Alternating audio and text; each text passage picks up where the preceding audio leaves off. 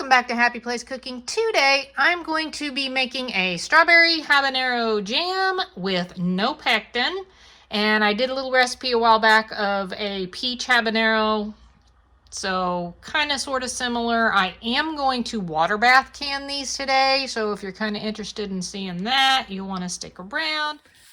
Going to start by cutting up my habaneros. I have decided that this time I'm gonna leave the seeds in. I'm not gonna take them out because I didn't think the peach one was quite spicy enough.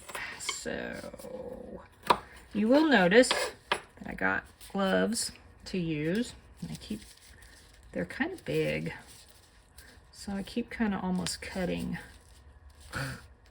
the glove. I am using what I am considering 2.5 habaneros because it's really, really tiny. If you kind of, yeah.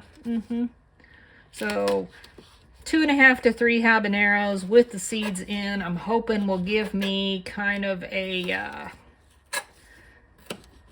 closer to a hot rather than just like a mild to medium. So Jesse is probably not going to like this jam.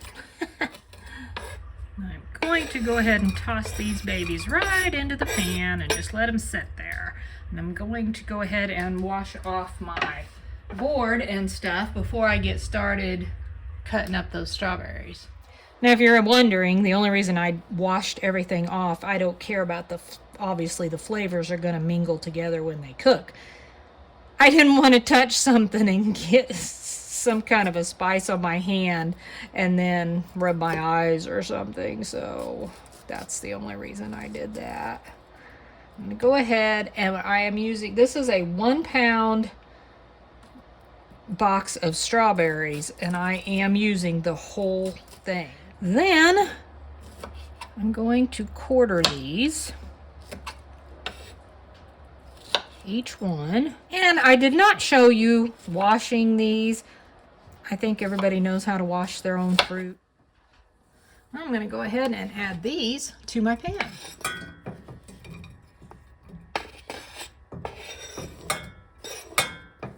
I'm going to add 1.5 cups of sugar to this. And I'm going to do 1 tablespoon of lemon juice. Now, I would have liked to have used orange juice, but I didn't have any. Stir all that around.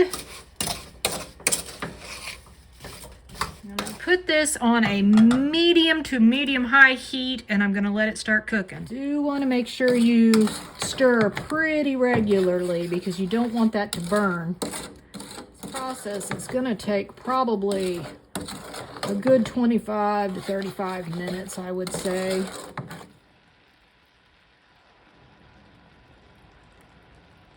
This has been boiling for about 20 minutes now.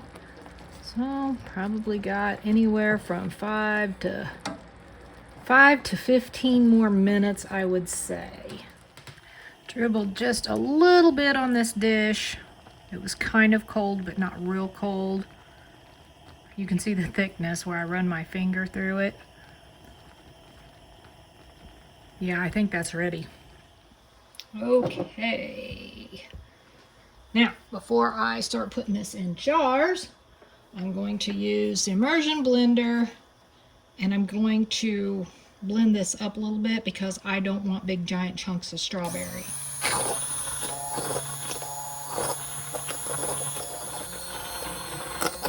Alright, I think that looks pretty darn good right there. Now obviously this boils down a whole lot. I am not sure if I'm not sure I'll even get 2 jars out of this. Maybe. We'll see. Try not to make this messy. I like for it to go straight down inside the jar. And it needs to have about a 1/4 inch from the top or so. Wow, that really doesn't make a whole lot, does it? Okay. I got more out of my peach one.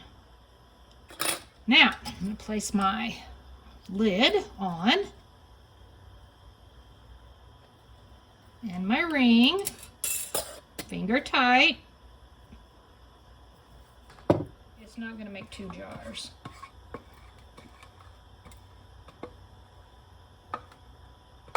Okay, so push that down on there. Get the ring on, finger tight, and take it to my pan. Now, just so you know, I have never done this before, so this is going to be a little treat for me. I'm really hoping my water's not going to overflow. So my water is like preheated-ish. Really hoping that doesn't fall over. I'm using a Instant Pot rack because I don't have a canning rack. Right to the top. This is probably going to end up being messy. It'll probably boil over. But my jars are submerged by probably 1 inch to 2 inches of water. I'm going to place the lid on and bring that to a rolling boil, and I am going to let it boil for anywhere between 5 to 10 minutes. If you don't sterilize the jars, you just boil them in the water bath a little longer. So instead of 5 minutes, probably go 10.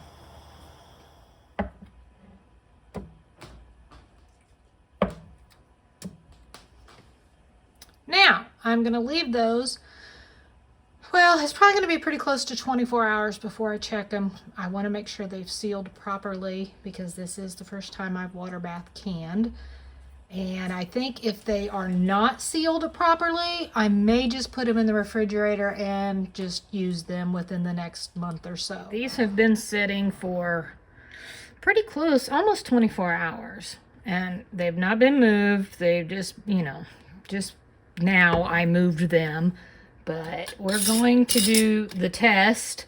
So according to like the instructions on the Ball Jar Company website on canning, the best way to test your seal is to grab a hold of it and lift it by the lid.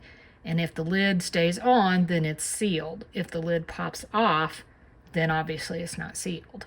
I'm a little nervous.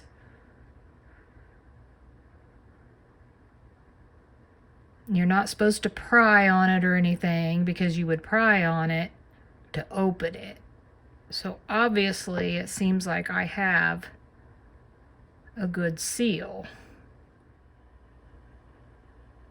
Can't tell if I'm feeling movement or if it's just slipping out of my fingers. I think it's just slipping out of my fingers.